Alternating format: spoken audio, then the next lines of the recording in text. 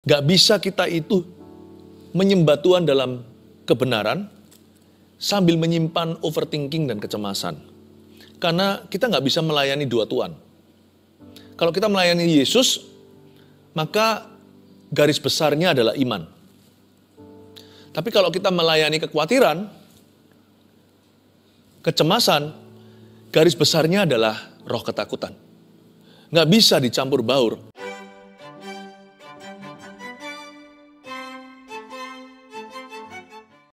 Kalau belum subscribe juga segera ya, supaya kita bisa terus mengikuti channel ini dan sehingga channel ini bisa jadi berkat dalam hidupmu.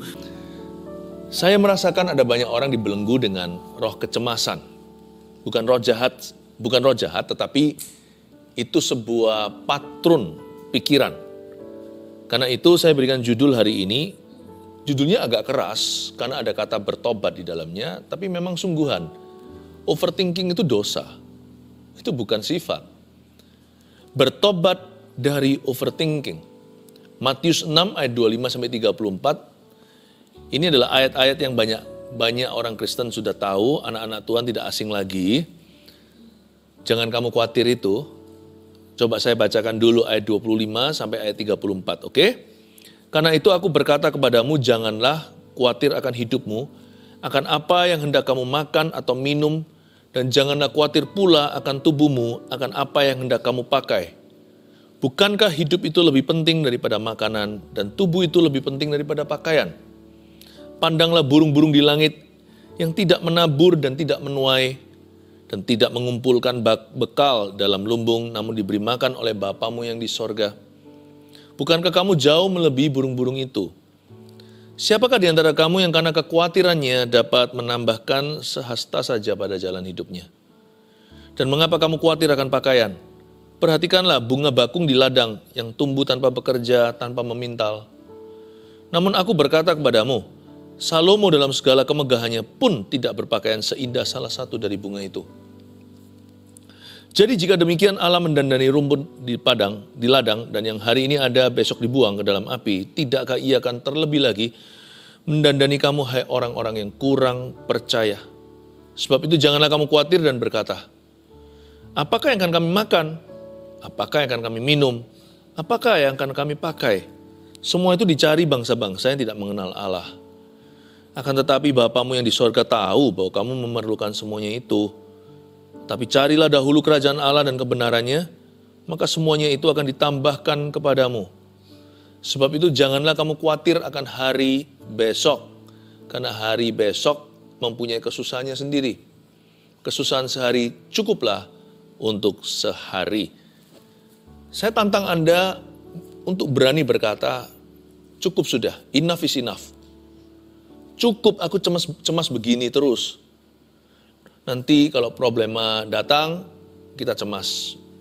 Problema kita pergi, kita curiga. Kapan lagi problem baru datang? Dasar orang yang tidak pernah happy kita ini. Karena kita punya patron berpikiran, itu salah. Kita harus berani berkata, kecemasan sampai tahun ini saja.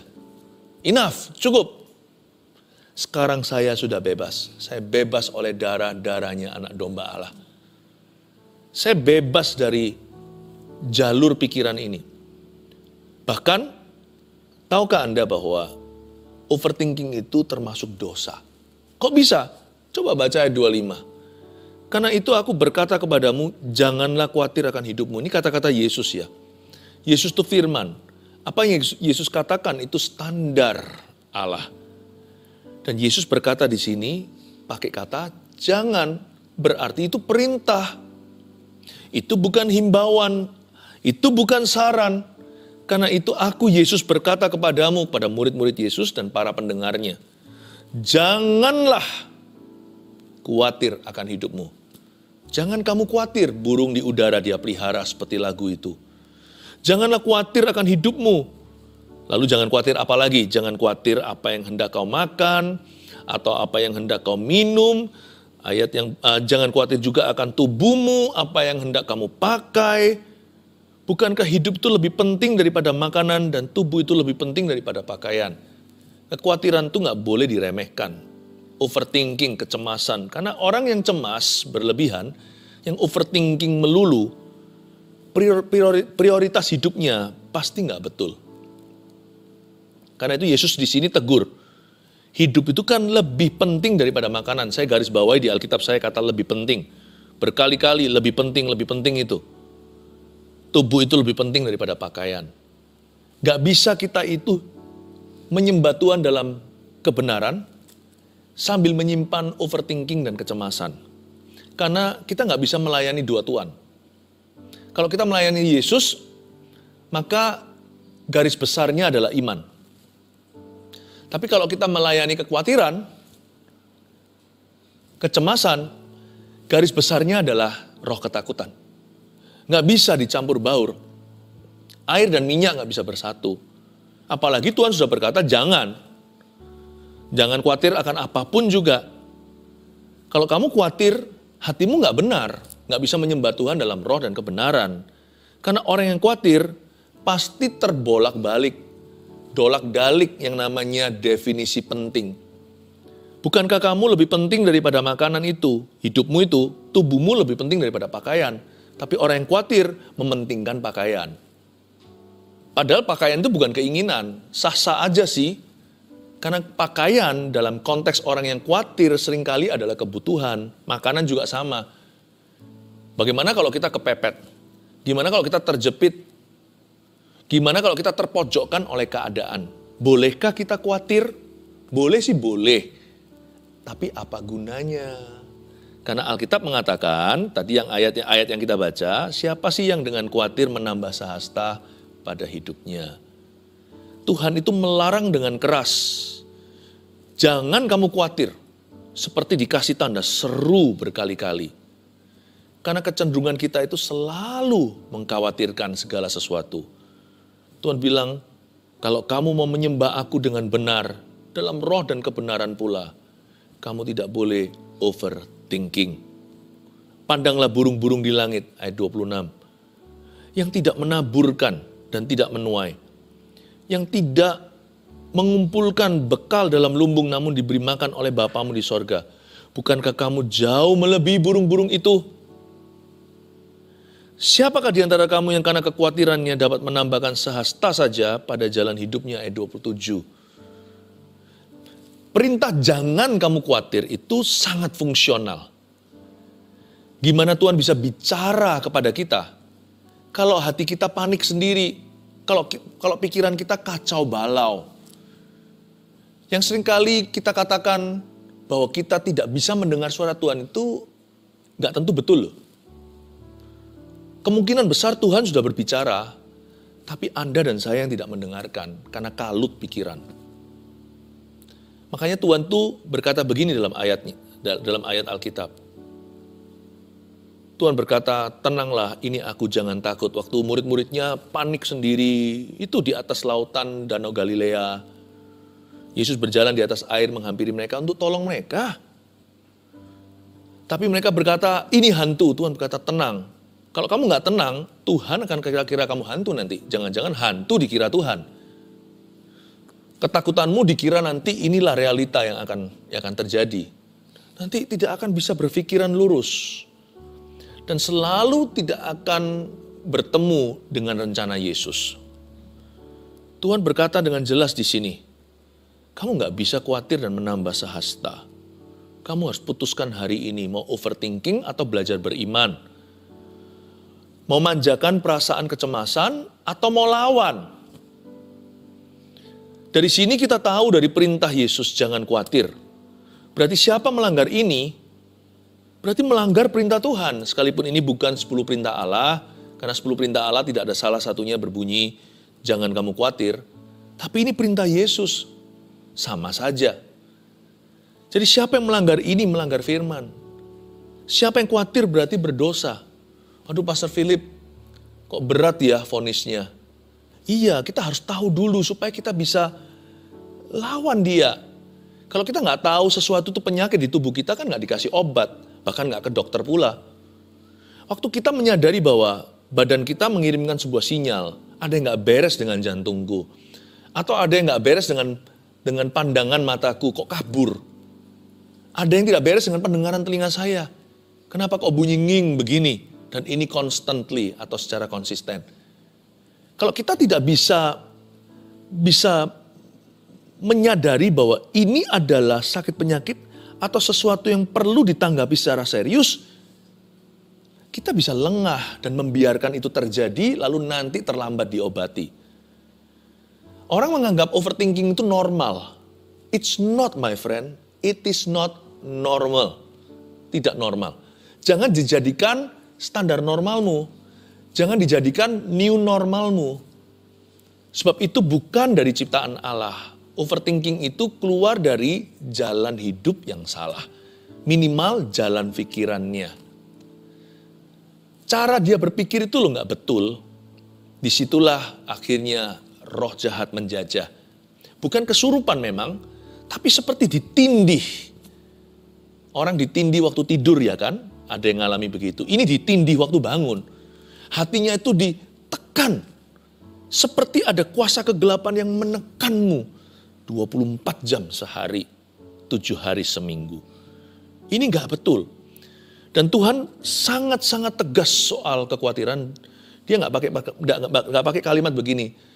Kalau bisa kamu jangan khawatir atau usahakan agar kamu tidak khawatir. Tidak.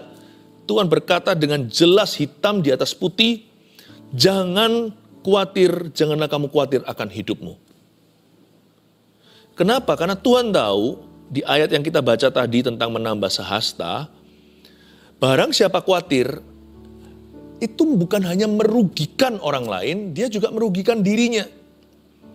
Orang yang khawatiran itu nanti tidak berguna kok bagi masyarakat. Karena dia jadi beban. Dia jadi beban tambahan orang lain. Dia nggak bisa angkat beban siapa-siapa. Orang yang khawatir juga melukai dirinya. Berbagai macam stres dan depresi pun bisa terjadi. Macam-macam penyakit bisa pula timbul karena alasan psikis. Belum lagi hal-hal bukan hanya penyakit jasmani. Belum lagi sifat orang itu berubah. Coba lihat orang yang khawatir selalu gelisah, selalu bad mood. Ya kan? Dia punya perasaan hati itu selalu kacau. Lihat nanti, tutur katanya pun banyak salah. Banyak melukai sini sana. Gampang emosi, mudah disulut amarah. Gak sabaran sama orang. Makanya Tuhan tegasi, kamu jangan sekali-kali kamu khawatir. Sebab bukan hanya kamu tidak menambah sehasta, bisa-bisa kamu mengurangi 10 hasta dari hidupmu dan hidup orang lain. Belum lagi orang yang khawatir itu juling mata rohaninya terhadap Tuhan. Apa yang Tuhan utamakan di hidupnya, dia anggap remeh dan gampang. Karena dia khawatirkan perkara-perkara yang tidak utama. Bukan perkara-perkara yang paling penting di mata Allah. Jadi akhirnya dia nggak sepakat sama Tuhan bagaimana bisa dapat berkat. Jangan minta diberkati Tuhan kalau kita nggak sepakat. Tuhan jangan dipaksa turun di level kita. Kita yang harus menjadi serupa dengan gambarannya. Orang yang khawatir itu tidak akan bisa melihat Tuhan dengan cara yang benar. Akhirnya merugikan apa? Merugikan hubungan dia dengan Sang Juru Selamat. Merugikan hubungan kita dengan Tuhan kita. Makanya Tuhan berkata, ini toksik ini. Khawatir ini toksik. Khawatir ini racun rohani. Yang akhirnya juga sangat berpotensi meracuni kesehatan kita. Mana ada sih orang khawatir yang sehat? Nggak ada. Aduh pusing terus. Sakit-sakitan. Saya minta kepada keluarga Saat Teduh untuk mengerti dan menyadari bahwa ini bukan main-main. Jangan dianggap normal. Overthinking harus dilawan. Ayat 28. Dan mengapa kamu khawatir akan pakaian? Perhatikanlah bunga bakung di ladang yang tumbuh tanpa bekerja dan tanpa memintal. Ada kata perhatikan, saya suka kata perhatikan. Berarti ada sesuatu yang Anda dan saya harus tangkap nih, gak bisa dipelajari. Ini bukan biologi. Ini adalah pelajaran tentang Allah, pencipta kita. Perhatikanlah, suruh perhatikan. Namun aku berkata kepadamu, ayat 29, Salomo dalam segala kemegahannya pun tidak berpakaian seindah salah satu dari bunga itu. Jadi, jika demikian Allah mendandani rumput di ladang, yang hari ini ada dan besok dibuang dalam api, tidakkah ia akan terlebih lagi mendandani kamu, hai orang-orang yang kurang percaya? Disuruh perhatikan, tapi kelihatannya disuruh perhatikan bunga lah, disuruh perhatikan rumput lah. Padahal enggak, kalau kita baca dengan seksama, kita disuruh memperhatikan Allah. Kita bukan disuruh perhatikan ciptaannya, tapi penciptanya. Jadi jika demikian Allah mendandani rumput di ladang, yang hari ini ada dan besok dibuang, tidakkah Ia akan terlebih lagi mendandani kamu, hai orang yang kurang percaya. Tuhan itu berkata begini, solusi khawatir itu satu sih. Mengenal aku dan menangkap isi hatiku. Coba kalau kita diem aja 5 menit. Daripada kita itu panik 5 jam. Daripada kita itu khawatir 5 hari. Daripada kita stres 5 minggu. Daripada kita merugi 5 tahun. 5 menit aja, berhenti sejenak. Ingat kasihnya. Ingat kebaikannya dan anugerahnya, selamatkanku. Sebab kasihnya setinggi langit, kasih setia Allah Bapa kita. Besar kasih Allah pada kita. Kalau kita mau ingat aja, kita mau memperhatikan Allah kita. Dan kita berkata, Bapa, ajari aku 1-2 hal tentang dirimu. Tiap hari 1. Aku ingin menangkap isi hatimu. Jangan hanya membaca Alkitab demi sekedar demi untuk membaca dan menyelesaikannya. Tangkap hatinya Allah itu loh. Tangkap hatinya. Jangan jadi yes man semata-mata hanya melaksanakan perintah. Kita juga punya sih orang-orang seperti itu dalam hidup kita ya kan. Baik sih, saya bersyukur untuk semua tipe orang. Tapi ada orang-orang yang hanya melakukan perintah. Tapi nggak pernah ngerti-ngerti hati kita. Jadi bayangkan kalau suatu hari perintah belum diberikan. Orang itu bengong, nggak tahu mau lakukan apa. Tapi lihat, sahabat selalu tahu isi hati sahabatnya. Anak biasanya tahu isi hati orang tuanya. Suami istri saling mengenal isi hatinya. Jadi bahkan tidak perlu main perintah, kita udah ngerti kok. Papa kita maunya apa. Kita paham kok apa yang dia suka, apa yang dia tidak suka. Hati itu nangkep. Nangkapnya itu karena bertahun-tahun mengenal dia. Waktu kita bicara sama seseorang, kita bisa bilang, ini kalau papaku tahu pasti dia gak suka nih. Atau ini kalau papa saya tahu nih, wah dia pasti happy nih. Kenapa kok cepet-cepet ambil konklusi? Kenal kan, meskipun kita harus konfirmasi. Jangan ambil keputusan sendiri kalau itu bukan wewenangmu. Tapi di hati kita tahu kok, orang lain hanya mereka, kira-kira gimana ya? Pak bos mau nggak ya proposal begini? Wah ini papaku dari dulu suka yang begini. Tapi coba saya tanyakan papa saya ya. Atau sebaliknya, udah yang kayak beginian. Papa saya paling benci. Papa saya itu orangnya begini, titik, lanjutkan sendiri. Nanti ya saya bawa ke papa untuk konfirmasi, kamu tanya dia sendiri aja. Tapi menurut saya, ya paham saya, pengenalan saya akan ayahku sendiri adalah, yang beginian itu dia paling gak suka. Karena ayah saya itu orangnya gak begitu. Malah justru papa saya itu orangnya begini. Kok bisa ya? Hanya anak kan, pegawainya gak bisa tahu kan.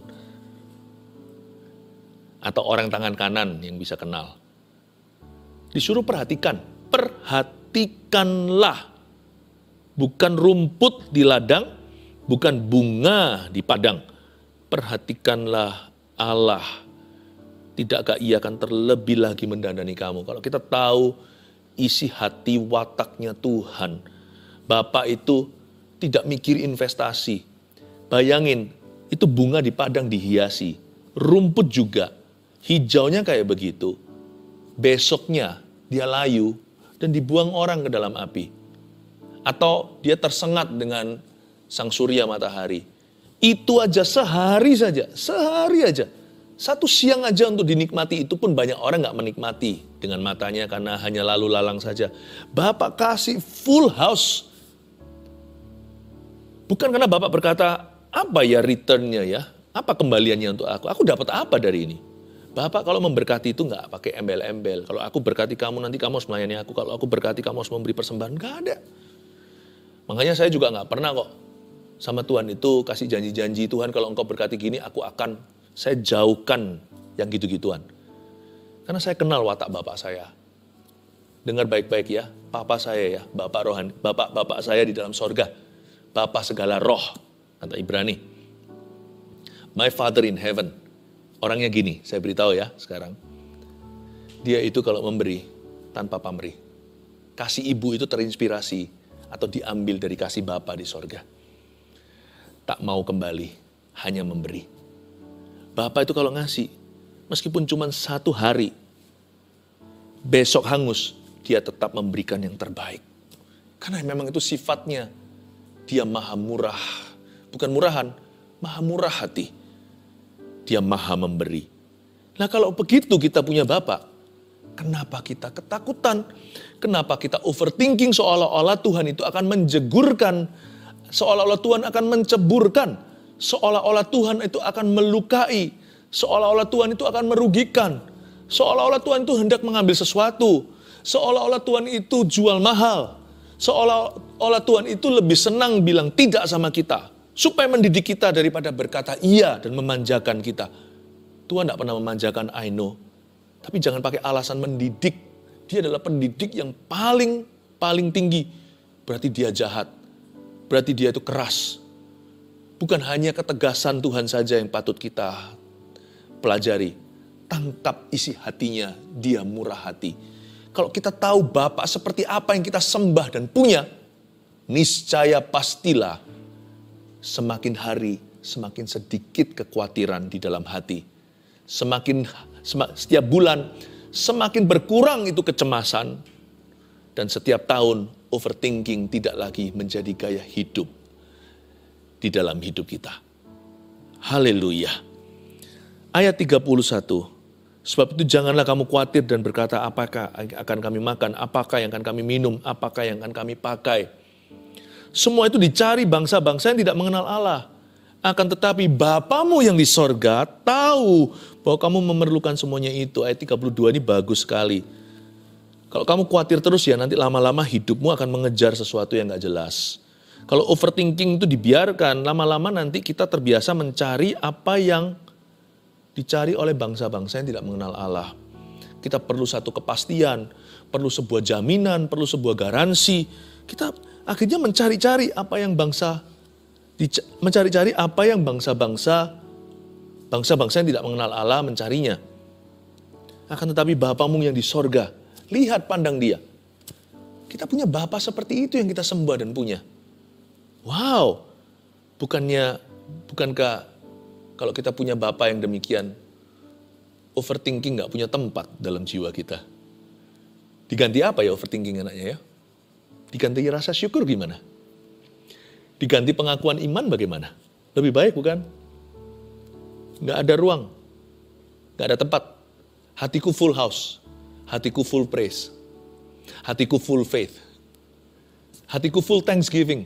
Hatiku penuh dengan syukur dan pujian. Seperti lagu hatiku penuh nyanyian, hatiku penuh nyanyian, hatiku penuh dengan pujian. Ayat 33, tapi carilah dahulu kerajaan Allah dan kebenarannya, maka semuanya itu akan ditambahkan kepadamu. Di sini aktivitasnya. Ini juga bicara tentang memiliki visi yang lebih tinggi tentunya. Janganlah hidupmu seputar hanya sekedar mengumpulkan barang-barang yang fana. Tetapi carilah dahulu kerajaan Allah dan kebenarannya, ini juga berarti mengisi hidup dengan aktivitas yang membangun kekekalan. Sebab itu janganlah kamu khawatir akan hari besok. Nah, jadi make sense. Kalau isi hidup kita tuh diisi sama kerajaan sorga, kita jadi punya ruang yang lebih sedikit untuk khawatir akan hari besok. Kenapa? Karena pikiran kita sibuk. Karena hati kita fokus kepada sesuatu yang jauh lebih tinggi daripada perkara-perkara duniawi. Otomatis lebih mudah untuk menggenapi perintah ini. Jangan kamu khawatir akan hari besok, karena hari besok mempunyai kesusahannya sendiri. Kesusahan sehari cukuplah untuk sehari. Tapi setiap hari, tolong hidupmu dan hidupku diisi dengan perkara-perkara yang bernilai kekal dan sorgawi. Di samping kita bekerja, melakukan tugas kita, mahasiswa kuliah, ibu rumah tangga, rawat rumahnya, pengusaha bekerja, seorang karyawan di perusahaannya. Memang kita harus lakukan tugas kita. Tapi hati kita, pikiran kita harus diisi dengan kerajaan Allah serta kebenaran. Dengan demikian lebih gampang untuk kita itu tidak terbuai oleh kekhawatiran. Kekhawatiran akan hari besok, karena besok kita ada perencanaan, ya kan? Saya tiap malam selalu lihat di agenda saya punya agenda manual. Besok apa aja tugas saya? Wah, biasanya terbeberkan penuh dari atas ke bawah, dari kiri ke kanan. Harus begini, harus begitu. Nggak terlalu banyak ruang gitu untuk saya itu ngelamun, lalu mikirkan yang enggak, khawatir akan hari besok. Kekhawatiran yang notabene tidak akan terjadi dalam kehidupan kita. Tahukah sebagian besar ketakutan manusia itu tidak akan terjadi? Jangan kamu khawatir akan hari besok. Jangan kasih ruangan, jangan kasih tempat tumpu tuh setan. Jangan kasih jalan untuk roh ketakutan. Kalau kita ke depan itu ada rencana, semua ada planning, kita patut membuat perencanaan. Kalau kita tidak berencana, berarti kita rencana untuk gagal, ya kan? Jangan kamu khawatir akan hari besok. Kalau agendamu diisi dengan kerajaan Allah dan kebenarannya, maka lebih gampang kita itu untuk tenang. Kesusahan sehari cukuplah untuk sehari. Daripada orang yang nganggur pikiran, letih lelah dan letih lesu sendiri. Daripada begitu, mendingan otak ini diisi dengan hal-hal yang penting, yang perlu, yang membangun, lalu belajar serahkan sisanya kepada Tuhan. Saya ngerti suatu hari kita boleh punya rencana. Suatu hari kita semua akan punya hari terakhir kita hidup di dunia. Kalau Tuhan belum datang loh ya. Meskipun kalau suatu hari itu adalah hari terakhirku, percayalah, saya tetap akan buat rencana untuk tahun depan. Karena kita tidak tahu hari kapan kita akan dipanggilnya. Tapi kita tahu hari ini adalah tugas kita untuk mengisinya. Dan kita harus mengisi hari ini dengan perencanaan yang baik untuk hari esok. Kalau kita bisa menangkap ini, kita akan menang atas overthinking. Saya kasih rangkuman summary. Demikianlah kesimpulan dari apa yang diajarkan oleh firman ini. Bertobat dari overthinking nomor 1. Sadari bahwa jangan khawatir itu adalah sebuah perintah. Nah, kita sekarang baru menyadarinya. Iya ya, itu perintah. Waduh, selama ini aku kira itu pergumulan. Berarti gimana Pastor Philip? Saya harus apa? Harus tegas. Harus tengking. Harus lawan arus. Yes, lawan arus. Berbahasa roh, berbahasa lidah. Kalau sudah dikaruniai oleh Tuhan, karunia Pentakosta. Pakai itu untuk membangun manusia rohmu. Bukankah ditulis di perjanjian baru? Bangunlah dirimu di atas dasar imanmu yang kudus dengan berdoa di dalam roh. Berdoalah dalam roh. Dan bangunlah dirimu di atas dasar imanmu yang kudus itu. Baca firman. Jangan bengong pikiran. Lalu terus pikirannya itu ke ujung-ujung dunia yang gak jelas. Atau kepada sesuatu yang bukan berada di dalam kendalimu. Daripada gitu, mendarat di ayat. Yes, ya itu dia, mendarat di ayat. Itu jauh lebih berguna daripada terbang di awan-awan. Baca Alkitab, pejamkan matamu setelah itu dan berkata, terima kasih aku terima firman ini dengan iman, biarkan firman ini bertumbuh 30, 61 kali ganda di dalam jiwaku.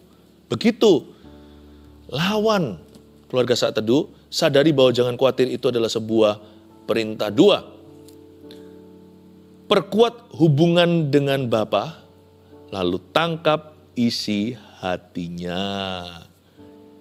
Perhatikanlah Bapa, bukan bunga di padang, bukan rumput di ladang. Perhatikan Bapa penciptamu, bukankah Ia akan menghiasimu? Rumput aja dihiasi. Perkuat hubungan dulu dengan Bapa. Mustahillah kita bisa tangkap isi hatinya kalau kita tidak melekat, kalau kita tidak mendekat kepada Tuhan dan melekat serta merapat. Langkah pertama itu bukan kenal dulu, tapi datang dulu. Langkah ke-1 itu adalah langkah iman untuk melangkah mendekat Tuhan. Ya, mulai bangun mesbahmu yang runtuh. Udah gak ada waktu saat teduh pribadi atau saat teduh bersama. Mulai bangun kembali. Seperti mesbah Elia itu. lalu nantinya api turun. Api kan nggak turun sembarangan kalau nggak ada mezbahnya. Api juga tidak akan diturunkan. Bangun, perkuat hubunganmu dengan Bapa. Lakukan kembali aktivitas-aktivitas rohani yang membangun imanmu. Lalu setelah itu jangan hanya lakukan itu sebagai religi atau sesuatu rutinitas, bahkan liturgi.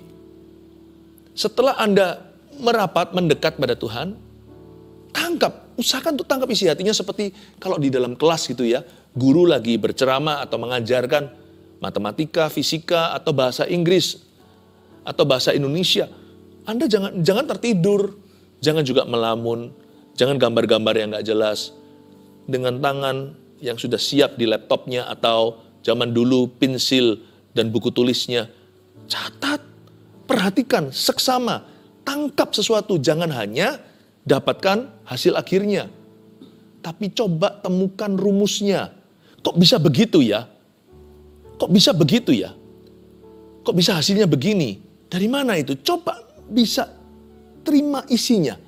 Oh gitu ya. Jangan hanya dapatkan pengajaran guru, tangkap cara dia berpikir.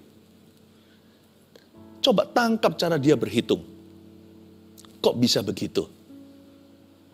Di sini kunci bahwa banyak orang hanyalah tahu Tuhan, tapi gagal untuk menangkap isi hatinya. Ada satu pepatah bunyi begini, some things cannot be taught, only can be caught.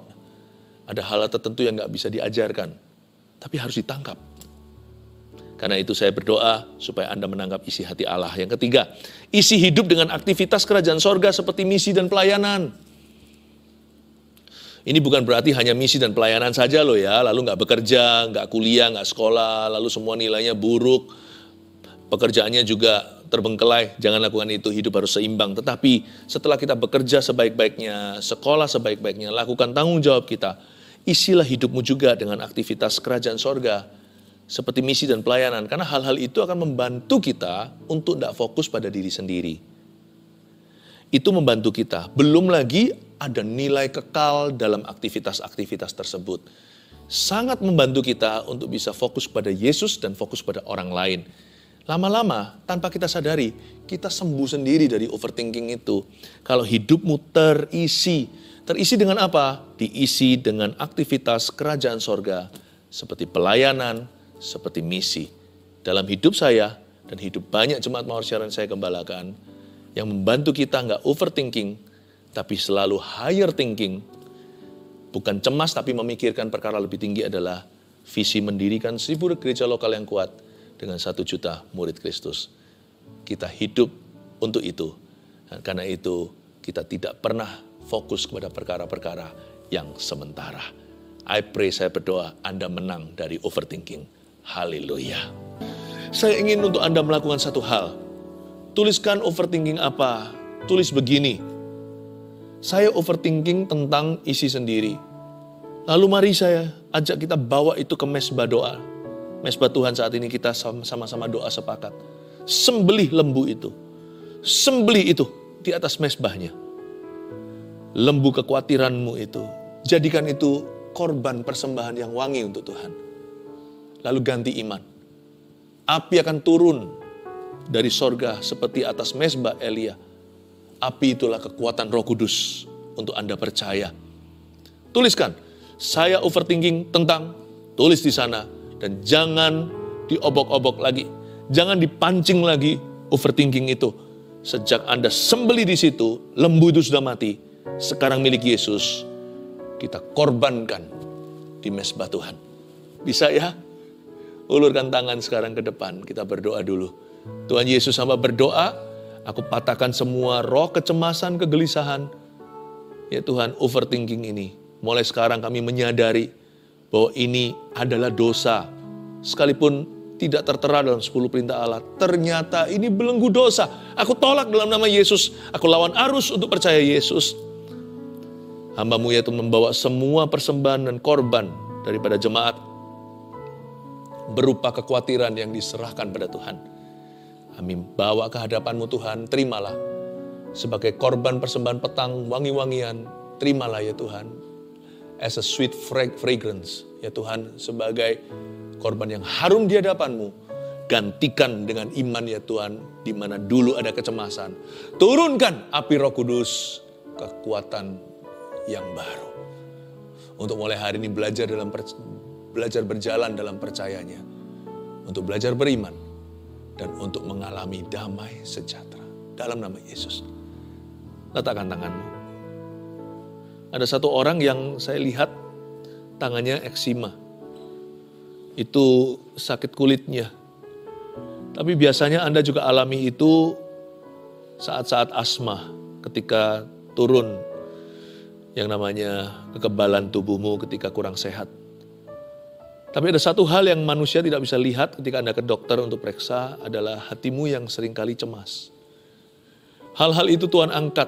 Asma aku tengking di dalam nama Yesus, demikian pula eksima. Sakit kulit itu sekarang juga, bahkan detik ini juga tidak pakai progresif, sekarang juga secara instan. Kulit yang lagi kambuh itu jadi mulus kembali, mulai kemerah-merahan, lalu mulus seperti bayi di dalam nama Yesus. Asma pergi. Aku bicara kepada rongga-rongga pernafasan orang itu untuk menjadi normal kembali. Angkat kecemasannya Tuhan, ganti sifatnya. Dia juga telah menyerahkan kekhawatiran kecemasannya kepada Tuhan di atas mezbah. Jadikan korban bakaran yang harum bagimu petang hari ini. Terima kasih Roh Kudus, kau penuhi dia. Saya rasakan ada orang yang berbahasa lidah barusan ketika dipenuhi. Kayaknya orang yang saya sebutkan ini dan orang-orang yang lain lagi. Terima kasih Tuhan. Oh haleluya. Kita berbahasa roh sama-sama. Oh ramakaya syana. Ya ramataka paya syana namataka mayara. Ina ramataka mayara matakaya syana nama. Terima kasih Tuhan. Oh ramaka paya syana namataka paya syana. Ya ramataka rama haleluya. Sembah dia haleluya. Oh haleluya, masuk dalam kebebasan Roh Kudus, masuk dalam kemerdekaan Roh Kudus. Angkat semua beban, angkat semua pikiran, serahkan pada Tuhan oleh nama Yesus. Bangunlah dirimu di atas dasar iman yang suci dengan berdoa di dalam Roh. Haleluya, Ramakaya Shana nama Yesus. Haleluya. Mari kita mengangkat kedua tangan kita untuk menerima berkat pengembalaan ini. Di dalam nama Yesus Kristus, terimalah kekuatan baru. Tuhan gantikan dengan akal budi yang diperbaharui. Bawalah damai sejahtera di hati dari Bapa, Putra, Roh Kudus. Dalam nama Yesus, haleluya. Amin.